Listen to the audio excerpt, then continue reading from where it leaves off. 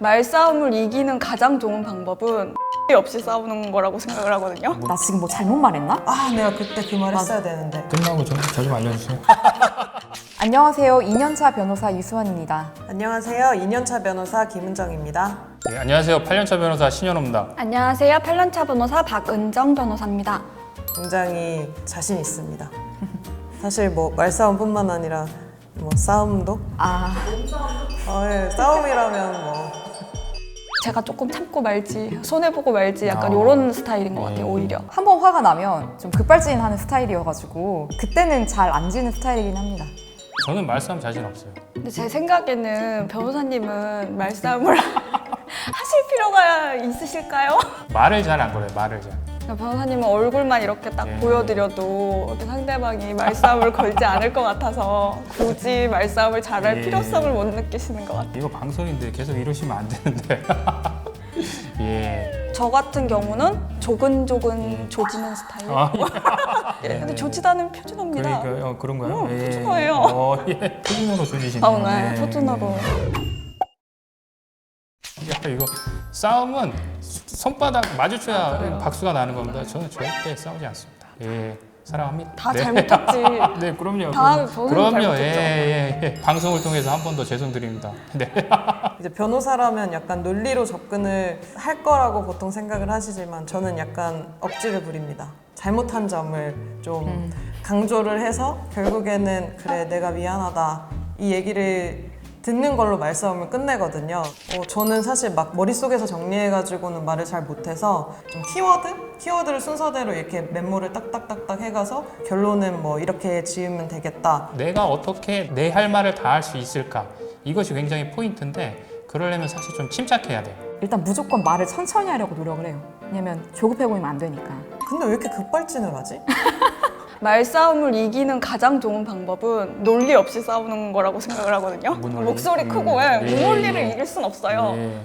이 친구가 변호사다 이렇게 해봤자 아무런, 뭐, 네. 안 먹혀요. 네가 변호사면 뭐 어쩔 건데? 나는 네. 판사다 막 네. 이러면서 우리 아들이 변호사야 막 이런 식으로 네, 나오시니까. 우리 사돈의 네. 팔촌이 검사다 막 이러니까 보통 특히나 형사사건에서는 증인신문을 승무의 꽃이라고 얘기를 해요. 그래서 뭐 증인을 불러서 엄청나게 순발력이나 논리력 이렇게 뭐 말싸움 어떻게 보면 말싸움인 거죠. 뭐 예를 들어 뭐 A라는 사실관계가 있고 B라는 사실관계가 있어요. 근데 그런 사실관계들이 다 아니어야 저희 의뢰인의 유죄가 입증되는 그런 상황이었거든요. 그런데 그 증인으로 하여금 A 사실관계 또는 B 사실관계를 인정할 수밖에 없도록 그러니까 그렇게 대답할 수밖에 없도록 뭐 증인신문을 통해서 약간 몰아갖고 둘 중에 하나를 결국 얘기를 하셔가지고 그 사건이 좋은 결과가 나왔어요.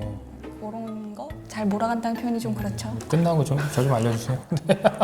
영화나 드라마에서 보면은 변호사님들이 갑자기 어. 사장님 이러면서 있습니다 막 이런 느낌 만약에 그거 하잖아요. 그러면 그날 변호사 커뮤니티에 몇 월 몇 시 재판 어디에서 누가 이런 뭐 했는데 이분 누구시냐 이렇게 올라올 정도로 정말 특이한 케이스입니다. 모두가 네, 쳐다볼 모두가 거야. 쳐다볼 거예요. 모두가 쳐다볼 재판장님 뭐 거기 모두가 저 뭐야? 이상한 사람이네? 한 번은 해보고 싶어요.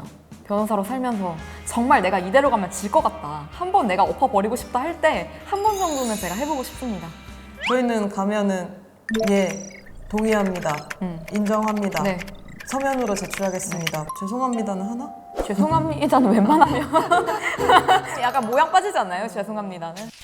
세 가지 중에서는 목소리가 가장 중요한 것 같아요. 왜요? 예? 왜요? 이유는? 이유. 예.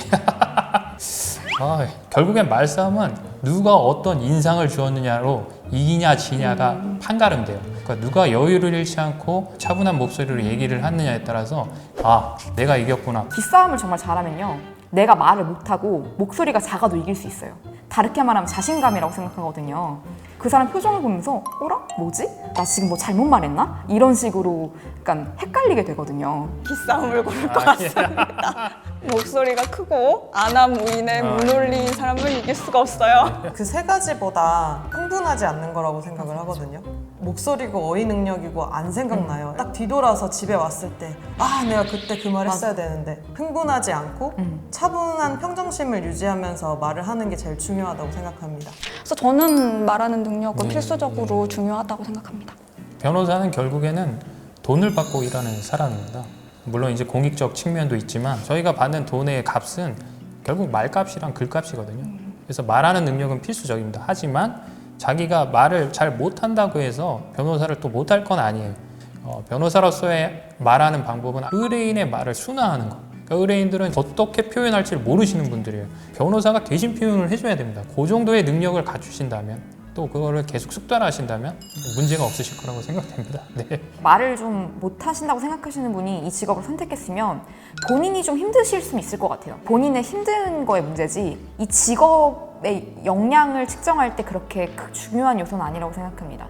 저는 사실 말을 잘하는 능력이 이 직역에서 많이 필수적이라고 생각을 하거든요. 왜냐하면 어떤 사건을 수임할 때 나한테 맡겨라 라는 얘기를 하려면 결국에는 이 사람 앞에서 내가 좀 더 어떤 능력이 있고 나한테 사건을 맡기면 요러요러한 결과가 나온다 이런 것들을 좀 잘 어필을 하려면 말을 잘 해야지만 좀 매력적으로 느껴지기 때문에 필수적이다라고 맞습니다. 생각을 합니다. 역작품을 말싸움으로 이길 수 있다 없다. 박 변호사님이 저를 조지겠죠. 김 변호사님을 제가 어떻게 이겨요? 저는 그냥 언니가 이제 내가 귀여우니까 잘 봐주는구나 그렇게 생각해가지고 귀여우면 다 용서해주는 편. 맨날 지가 귀엽다고 맨날 완이는 귀엽잖아 용 이 말을 엄청 많이 하거든요. 카톡이랑 실제로 만나서 완이는 귀엽잖아 봐줘. 이렇게 평생 봐주는 걸로 할게요. 정말요?